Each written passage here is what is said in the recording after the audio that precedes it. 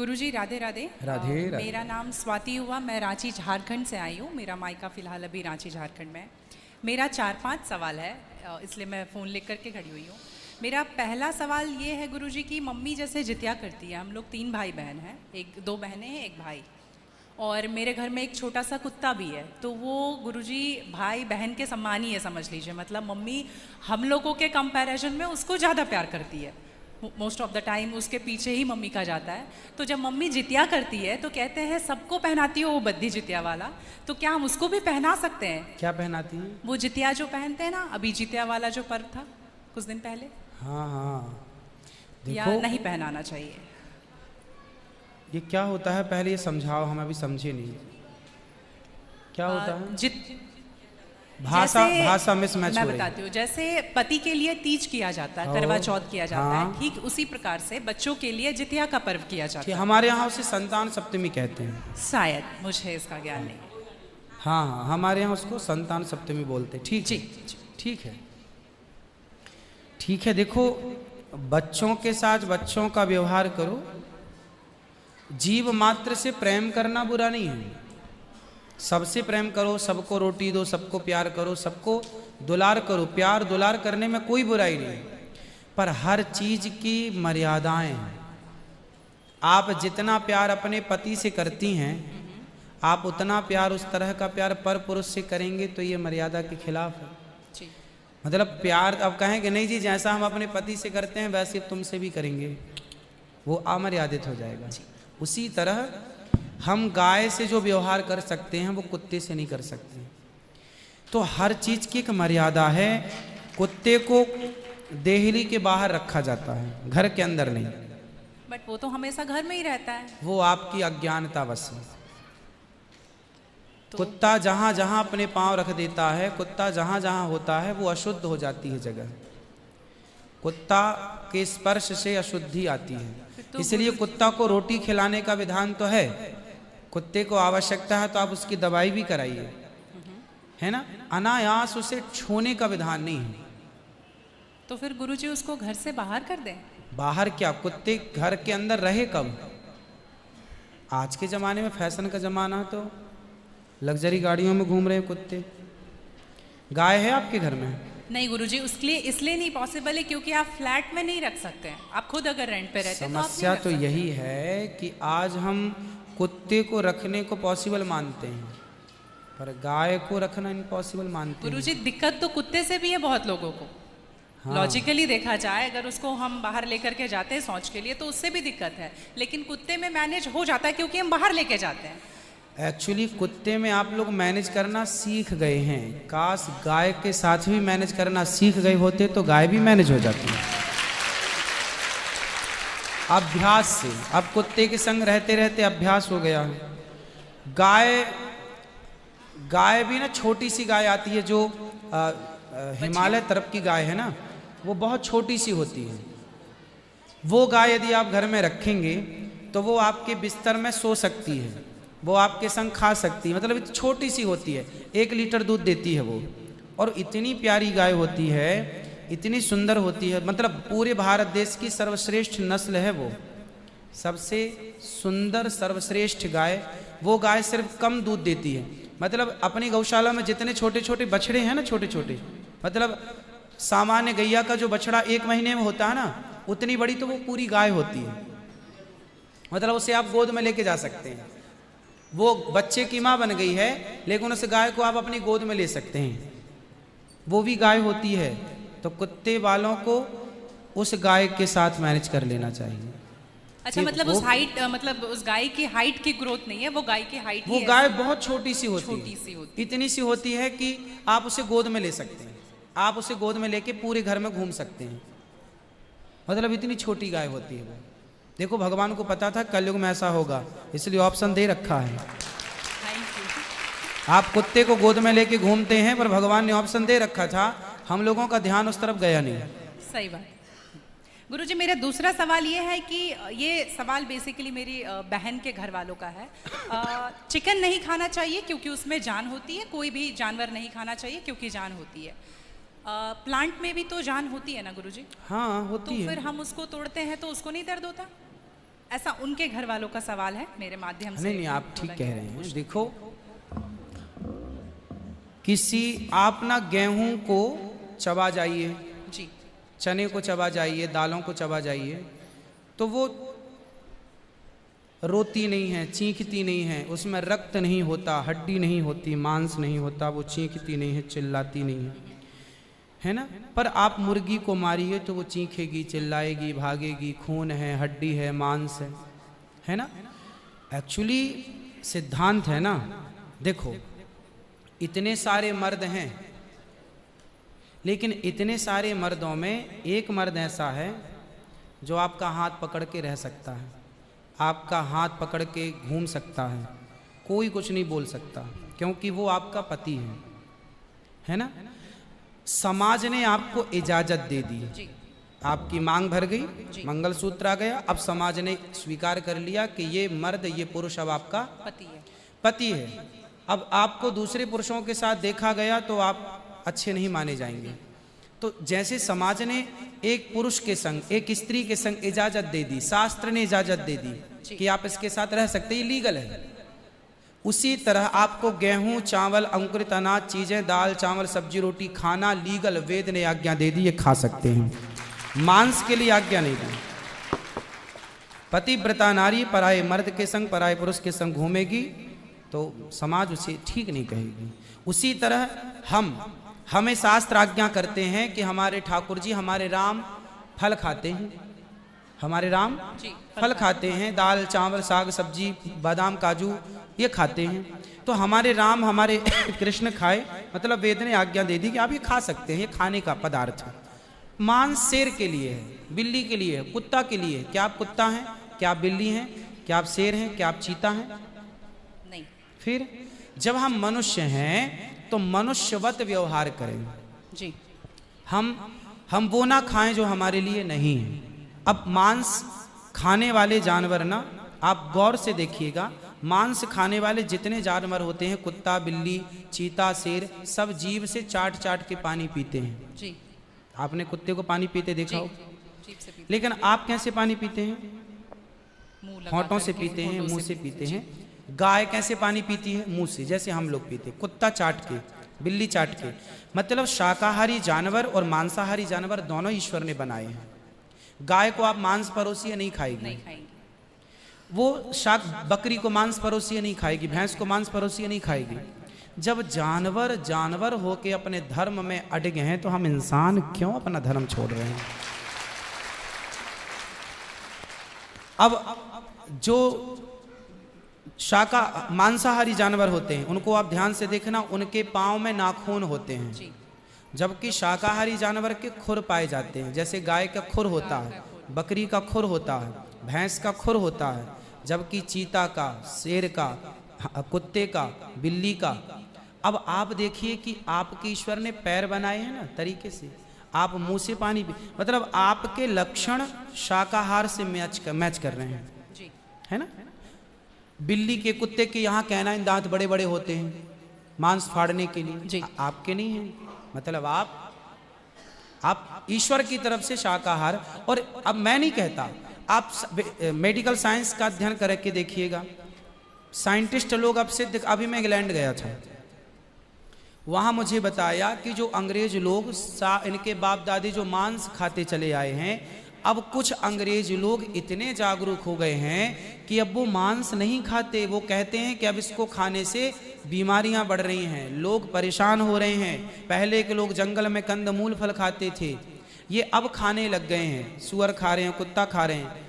अब बहुत सारे लोग शाकाहार की तरह जो जागरूक हैं बढ़ रहे हैं।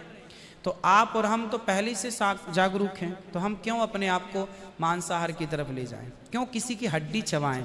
बताइए, हमारे यहाँ मुर्दे को छूने से लोग नहाते हैं, कितनी दुर्गंध है। अब देखो, आप गेहूं, आप पालक काटो, गोभी काटो, है ना, मूली काटो, गाजर काटो, दाल पकाओ, कोई दुर्गंध आती है आपकी रसोई में? नहीं। लेकिन आप मुर्गी पकाओ, मुर्गी काटो, बिल्कुल वो बदबू से भर जाएगा। मतलब आपकी नाक भी आपको गवाह देने लग जाएगी, भाई बस कर, है ना। तो शरीर एक्सेप्ट नहीं करता, आप जबरदस्ती खिला रहे। गुरुजी, मेरा तीसरा प्रश्न ये है कि जैसे हम लोग एकादशी करते हैं और किसी दिन अगर हम बाहर रहते हैं और उस दिन एकादशी है, फॉर एग्जांपल हम आउट ऑफ स्टेशन है और उस दिन ख्याल नहीं कि एकादशी है, तो अगर हम बाहर चावल खा लेते हैं या लहसुन प्याज खा लेते हैं तो क्या वो ब्रेक हो जाता है पर्टिकुलर एकादशी उस दिन का, या पूरा कंटिन्यूड रहता है जो 108 हम कर रहे हैं? कंटिन्यू कैसे रहेगा? वो पर्टिकुलर वाला कैंसिल होता है ना जिस दिन हम खा लिए बाहर। हाँ, आपने जो खा लिया वो एकादशी भंग हो गई जी, और पीछे से जो हम कंटिन्यू जो करते आए हैं वो तो जो किया वो मिलेगा, जो आगे करेंगे वो मिलेगा। पर हमें इस बात का ध्यान रखना चाहिए। यदि आपने एक बार खा लिया, एकादशी के दिन कोई ने धोखे से कुछ खा लिया, चावल खा लिया, रोटी खा ली, बिस्किट खा लिया, तो भगवान से क्षमा मांगनी चाहिए, प्रभु अज्ञानवश हुआ, हमें क्षमा कीजिए। और फिर उतने को ही फलाहार मान लेना चाहिए, फिर कुछ नहीं खाना चाहिए। जैसे आज आपने धोखे से चावल खाया, आपने खाया ही एक कौर, तभी याद आया आज तो एकादशी। अब आप बोलेंगे नहीं, हे प्रभु अपराध हुआ, क्षमा, भगवान का नाम जप करो और उसको ही अब मान लो कि मेरा पारण हो गया, अब फिर मैं कुछ नहीं खाऊं, तो फिर वो पूरी एकादशी मान ली जाएगी।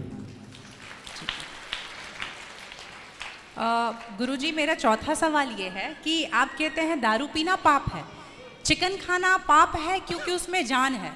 दारू में ऐसी कौन सी चीज मिली होती है कि उसको पीने से पाप हो जाता? अगर आप पी के कुछ गलत कर रहे हैं तो फिर गलत है लॉजिकली, तो फिर पाप क्यों? और अगर दारू में नशा चुकी होता है, अगर वो पाप है, तो फिर तो पुड़िया खाना, सिगरेट पीना, सारी चीजें पाप में आ जाएंगी। पाप अलग विषय है, अभी मैं समझा देता हूँ आपको।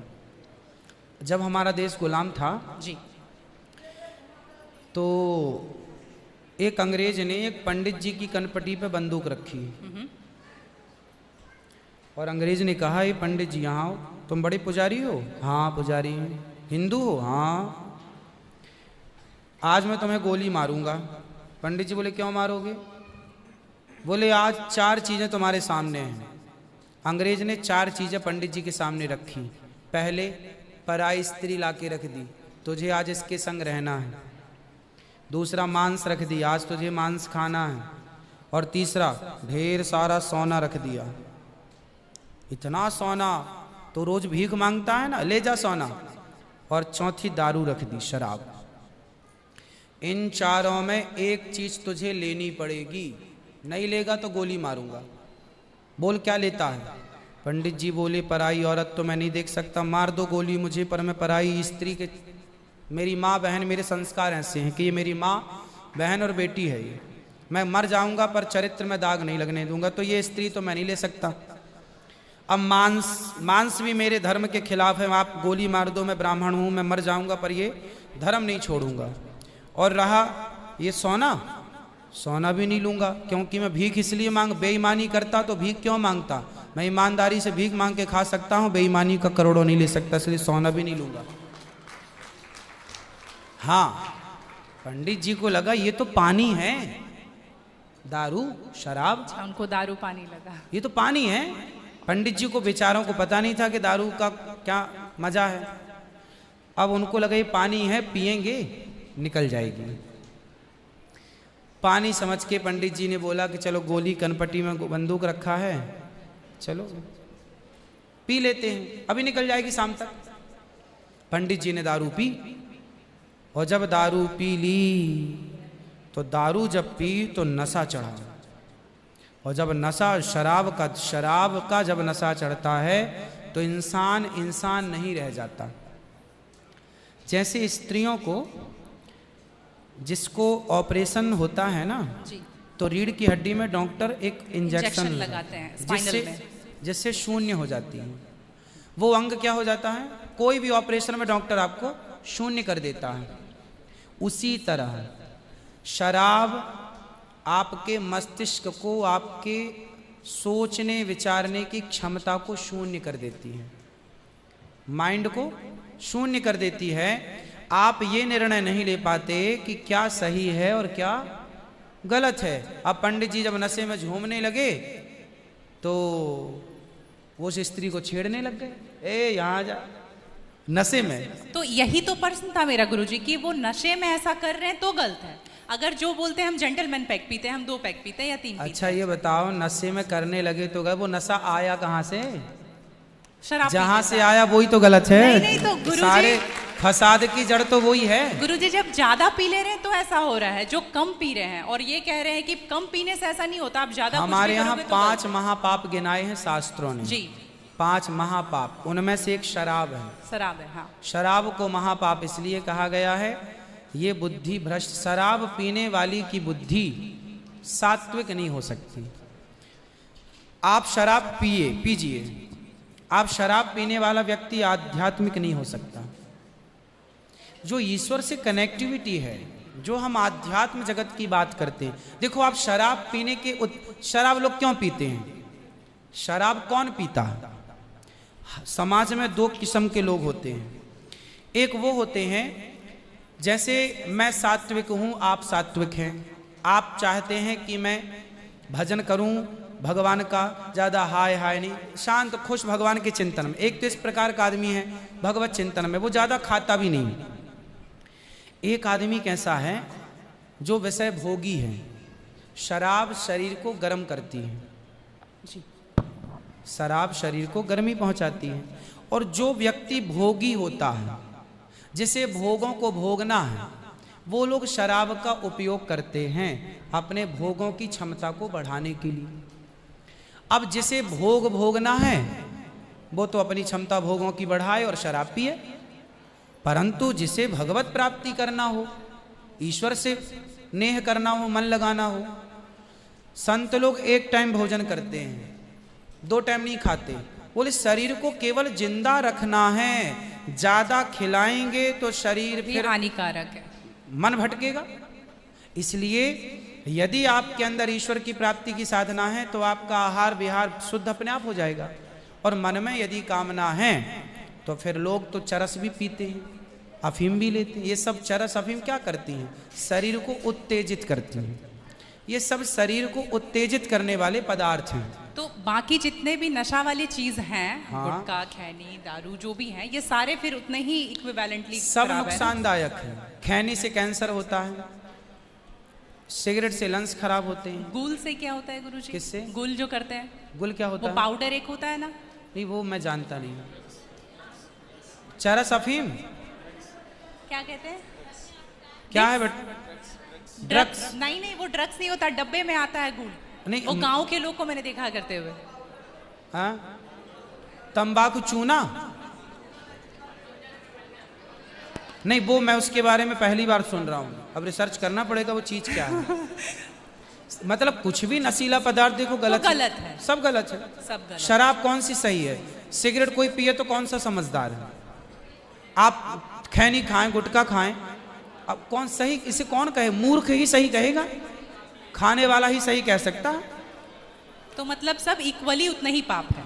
पाप पुण्य अलग विषय हो गया। नहीं गुरुजी, आप कहते हैं कि दारू शराब को पाप माना गया है, बाकी ये चीजों सारी में- चीज पाप के अंतर्गत है। अब सेहत खराब हो ही जाएगी। शराब के नशे को पाप माना गया है, बाकी चीजें गलत हैं। ठीक है, महापाप में शराब को लिया गया है, बाकी चीजों को गलत। सही कैसे हो सकती है खैनी और सिगरेट और बाकी चीजें? महापाप में शराब को गिना। देखो, एक होता है महापाप, एक होता है पाप। जी महापाप 5 प्रकार के हैं, पाप अनेक प्रकार के हैं। तो पाप है, गलत है, ये सब चीजें गलत हैं। शराब महापाप है। आगे ठीक है गुरुजी, मेरा लास्ट प्रश्न आपके माध्यम से ये बुलवाना है। बहुत सारे लोग खच्चर पर जाते हैं केदारनाथ, और वैष्णो देवी भी जाते हैं खच्चर पे। अगर आप देख रहे हैं तो अभी रिसेंट का वीडियोस देखे होंगे, तो उनको चरस पिला करके लेकर के लोग जा रहे हैं। किसको? खच्चर को? खच्चर को जी, एक नाक बंद करके एक नाक से पिला रहे हैं। और आपको यहाँ पे बहुत सारे लोग एडमायर करते हैं, इवन 11 मिलियन लोग एडमायर करते हैं। अगर आप ये बोल देंगे कि आप धाम जाते हो तो जाओ, लेकिन पैदल जाओ, इनका प्रयोग मत करो, तो मेरे लिए बहुत अच्छा होगा, क्योंकि हम बहुत ज़्यादा ही एनिमल लवर हैं।